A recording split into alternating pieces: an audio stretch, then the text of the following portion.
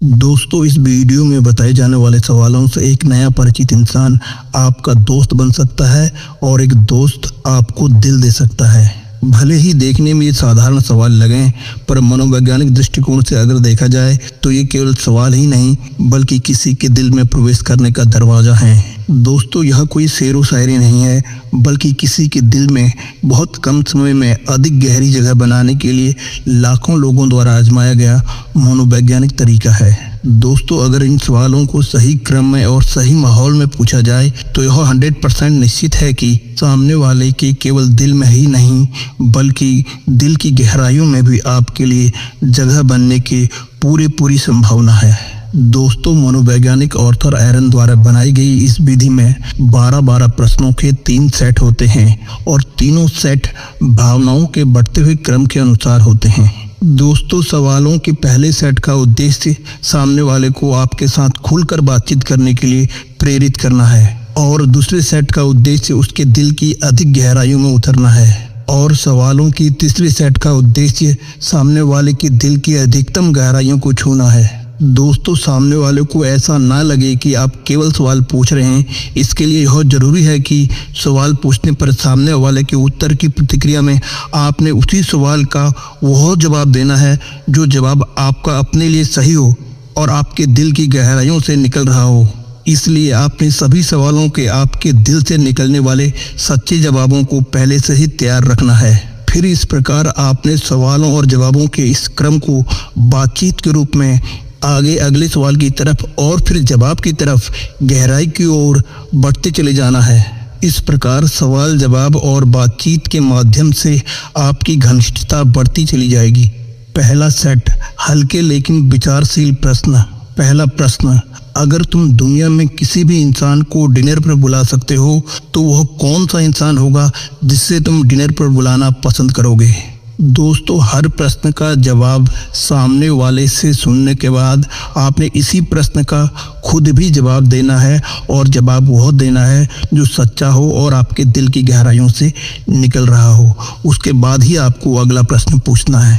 अगला सवाल है, क्या तुम प्रसिद्ध होना चाहते हो? तुम्हें किस प्रकार की प्रसिद्धि चाहिए?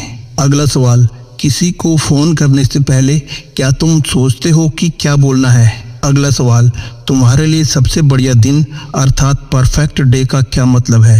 अगला सवाल, तुमने आखिरी बार गाना कब गाया? दोस्तों, अगला सवाल थोड़ा अजीब है लेकिन आपको पूछना जरूर है। दोस्तों, अगला सवाल यह है कि मान लेते हैं कि तुम्हारी कुल उम्र 90 साल है और इस वक्त तुम्हारी उम्र 30 साल की है। आपके पास 2 चॉइस हैं और पहली चॉइस ये है कि बाकी के बचे हुए 60 सालों तक आपका शरीर तो 30 साल का ही रहेगा लेकिन आपकी बुद्धि उम्र के हिसाब से बढ़ेगी। और दूसरी चॉइस यह है कि 30 साल के बाद आपका शरीर तो उम्र के हिसाब से बढ़ेगा पर बुद्धि 30 साल की ही रहेगी। आप इन 2 चॉइसों में से किस चॉइस को चुनना पसंद करोगे? और अगला सवाल है, क्या तुम्हें कोई पूर्वाभास है कि तुम कैसे मरोगे या तुम्हारी मृत्यु कैसे होगी? और अगला सवाल है, जिसे भी तुम चाहते हो उसके बारे में 3 ऐसी बातें बताइए जो तुम्हें अच्छी लगती हैं। और अगला सवाल है, तुम्हारे हिसाब से तुम्हारे जीवन की सबसे बड़ी उपलब्धि क्या है? अगला सवाल, तुम्हारे हिसाब से दोस्ती में सबसे महत्वपूर्ण चीज़ क्या होनी चाहिए? अगला सवाल, तुम्हारे जीवन की सबसे सुंदर और कीमती याद कौन सी है? अगला सवाल, तुम्हारे जीवन की सबसे दर्दनाक याद कौन सी है? दोस्तों, अगला सवाल है, अगर तुमको पता हो कि 1 साल में तुम्हारी मौत हो जाएगी तो तुम आज के बाद बचे हुए जीवन को कैसे जियोगे? अगला सवाल है, दोस्ती में सबसे ज़्यादा ज़रूरी कोई एक चीज़ क्या होती है? अगला सवाल है, तुम्हारे आज तक के जीवन में किस व्यक्ति की भूमिका सबसे ज़्यादा महत्वपूर्ण रही है? अगला सवाल है, तुम्हारे जीवन में अभी तक सबसे अच्छा क्या हुआ है? और अगला सवाल है, तुम्हारी सबसे शर्मनाक याद कौन सी है? और अगला सवाल है, तुम्हें जब भी रोना आता है तो क्या उस वक्त आपको किसी के साथ रहना पसंद है या अकेले रहना? और अगले सवाल में आपको यह पूछना है कि तुम्हें अपने जीवन में किस बात का पछतावा हमेशा रहता है? और अगला सवाल है, अगर कोई रातों रात आपके जीवन के बारे में सच जान जाए तो क्या आप चाहेंगे कि वो सच जाने? और अगला सवाल है, अगर आपको किसी के साथ रात बिताने का मौका मिले, वह व्यक्ति कोई भी हो सकता है, तो आप किस व्यक्ति को चुनना पसंद करोगे? और अगला सवाल है, दोस्ती का मतलब क्या होता है?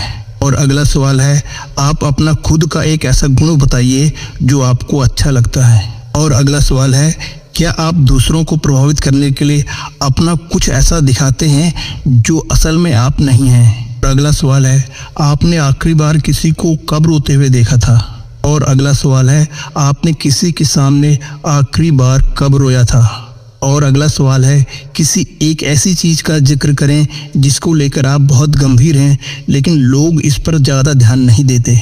अगला सवाल है, अगर आपको अपने पार्टनर के बारे में कुछ जानना हो तो आप क्या जानना चाहोगे? अगला सवाल है, अपने पार्टनर के बारे में कुछ ऐसा बताएं जो उन्हें अभी तक शायद ना पता हो। अपने साथी के बारे में कुछ ऐसा बताएं जो आपके साथी को पसंद हो या ना हो लेकिन आपको पसंद हो।